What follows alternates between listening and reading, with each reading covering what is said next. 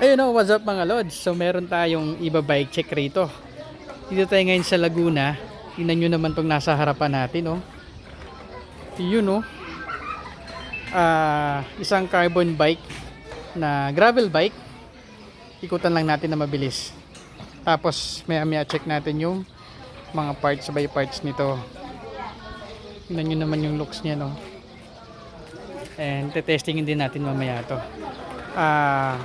Yung frame nito, nandito si Neil sa likod natin. Ayaw niyang magpakita. Medyo mahihain. Pero sige, i-check natin yung parts nito.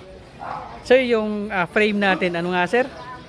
Yung frame po natin is BXT 055. BXT. And yung kulay niyan, mga lods, tingnan nyo naman, no? Glossy black yung paint. Sir Neil, no? Tama ba? Apo, tama Yun, po, no? Sir Ray. Tapos yung ating handlebar ay integrated na. Naka-carbon din yan mga lods. Yung handlebar po is from BXT din. In-order ko siya as a set kasama yung fork and handlebar. Yun, no? Isang set na siya. And yung ating seat post and seat natin, carbon din to, no? Apo, kasama na po siya sa set yung seat post. Sorry, hindi ko na mention. Pag umorder po kayo sa BXT, meron na din pong bottom bracket. Oh, yun, no? Set na siya. Kompleto na rin pala talaga. Tapos yung swing arm and cleats. Ito, GRX. Tunog mayaman, no? GRX and yung inyong cleats, sir, ay XT. Apo, this is a MTB cleats po yung gamit ko for this gravel bike. Jory XT po. Jury XT. Alright.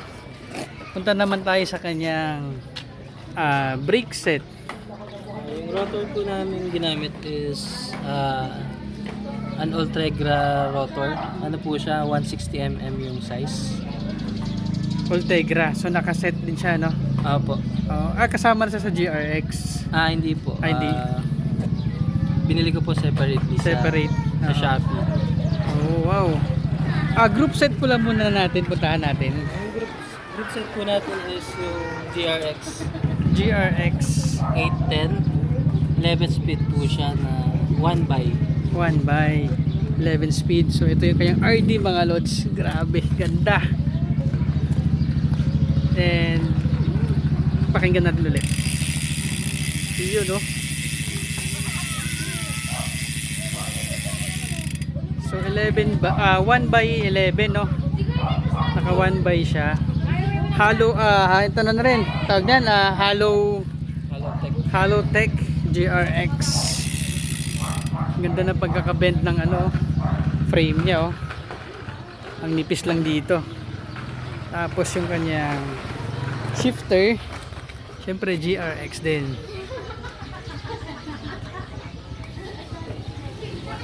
Okay, wheel set. Ganda ng wheel set. Ang lapad. It's Gravel King Pana Racer na 45. 45C po. 45C. Yung wheel set po is from Meroka. Oh. Carbon wheels po from Shopee. Ang internal width po niya is 23. Ang outer width niya ay around 32. 32. Opo, sakto-sakto siya for gravel riding. Yun, oh, bagay na bagay mga lods, oh. Alright. Ano pa bang hindi pa natin na-check? So naglagay na rin si Sir Neil ng mga bottle holder na syempre carbon din para bumagay sa frame at sa buong looks ng bike. Okay, ano pa ba? Ikutan lang natin ulit. Saka mga lods, bagong-bago pa yung itsura nito. So isa tayo sa makaka-testing nito maliban sa rider, sa may-ari nito. So may mga ano rin siya dito. May mga abang din for mounting, kung ano man yung pwede mong ilagay. So pwede kang maglagay pa ng mga holder na bottle holder, mga bike packing para sa mga adventure or mga gravel ride natin, no? And yung kanyang for speedometer, Majin. Okay. Testingin na natin. Kunyari vlogger ba? Sige sir.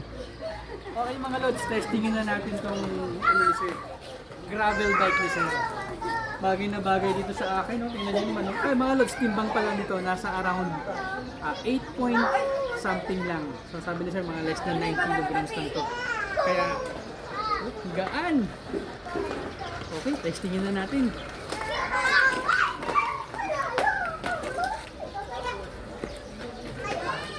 Parang sukat dito sa akin, Sir Neil, ah. Oo sir, magkahit lang tayo sir eh. Pang ano yan sir, pang long ride. Kaya medyo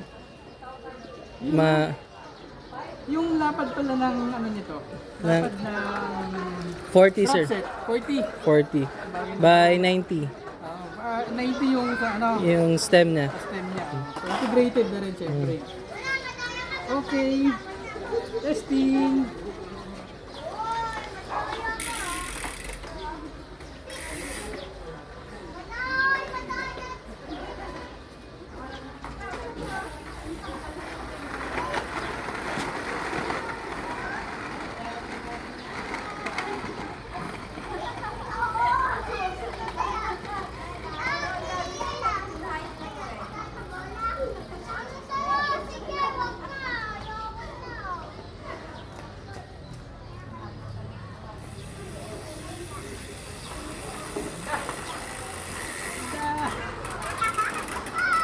Ayos mga lods. Perfect.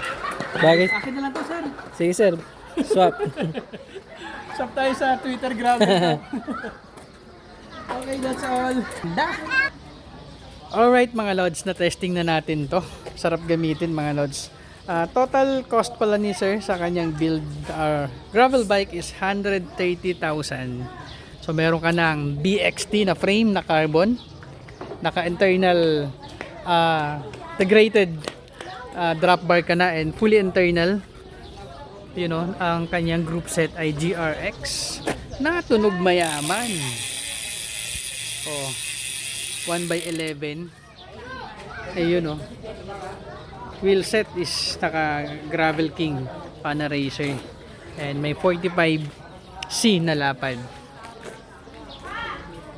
The best to mga lods.